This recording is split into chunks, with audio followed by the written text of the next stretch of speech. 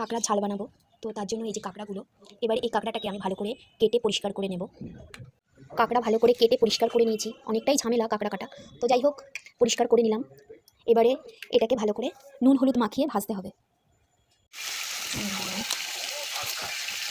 অল্প হলুদ দিলাম, আগে এই ফ্যানগুলোকে তুলে নেব।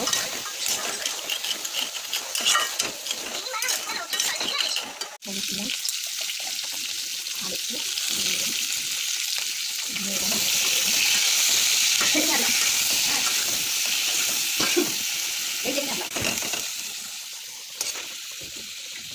ভাজা হবে।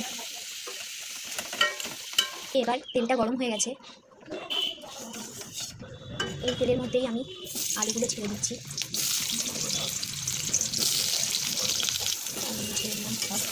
দিয়ে নামিয়ে নিচ্ছি। এর মধ্যে এবার নুন হলুদ দিয়ে দেবো, দিয়ে দিচ্ছি পরিমাণ মতো নুন, দিয়ে একটু নামিয়ে নিচ্ছি। এবার দিয়ে দিচ্ছি পরিমাণ মতন হলুদ গুঁড়ো, দিয়ে এবার ভালো করে নামিয়ে নেবো। নিয়ে একটু ভাজা করতে হবে, ভালো করে ভাজা করে নিই। এবার তুলে নেব। এদিকে সব আলুগুলো তুলে নিলাম। এবার এই তেলের মধ্যে আরেকটু সর্ষের তেল দিয়ে দিলাম আমি। তেলটা গরম হয়ে গেছে, তো এবার আমি দিয়ে দিচ্ছি গোটা গরম মশলা, দিয়ে দিচ্ছি তেজপাতা ফোড়নের জন্য। তো এবার আমি পেঁয়াজ কুচিটা দিয়ে দেবো, দিয়ে এবার নাড়বো। দিয়ে দিচ্ছি দুটো শুকনো লঙ্কা, দিয়ে দিচ্ছি একটু জিরের গুঁড়ো, এটা সব পেস্ট তৈরি হবে।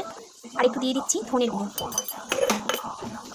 এবার অল্প একটু জল দিয়ে দিচ্ছি, দিয়ে ঢাকা দিয়ে এবার এটা পেস্ট তৈরি করে নেব।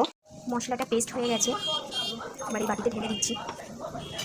এদিকে পেঁয়াজটাও ভাজা হয়ে গেছে, তো এবার আমি মশলাটা দিয়ে দেব। এবার এক এক করে নুন দিয়ে দিচ্ছি হলুদ গুঁড়ো, আর একটু রাখবেন, দিয়ে দিচ্ছি কাশ্মীরি লঙ্কার গুঁড়ো। এবার ভালো করে আরেকটু কষিয়ে নিচ্ছি। দিয়ে দিচ্ছি অল্প চিনি একটু স্বাদের জন্য, আর একটু পরিমাণ মতন জল। কাঁকড়াটা কষানো হয়ে গেছে ভালো করে। এবার আমি জল দিয়ে দেবো, অল্প পরিমাণ মতন জল দেবো, একটু গায়ে মাখা মাখা হবে, বেশি ঝোল ঝোল হবে না এটা।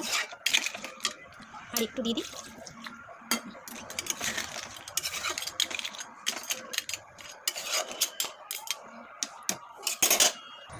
এবার কিছুক্ষণ আমি হতে দেবো, তো তার জন্য আমি ঢাকা দিয়ে দিচ্ছি। এবার দেখবো হয়ে গেছে কিনা। হ্যাঁ, কমপ্লিট হয়ে গেছে, কাঁকড়ার ঝালটা রেডি হয়ে গেছে। নামানোর আগে একটু গরম মশলা দিয়ে নিলাম। পুরোপুরি আমার কাঁকড়া বানানো রেডি। এবার ঢেলে নেব। এবার আমি কাঁকড়াটা ঢেলে দিচ্ছি।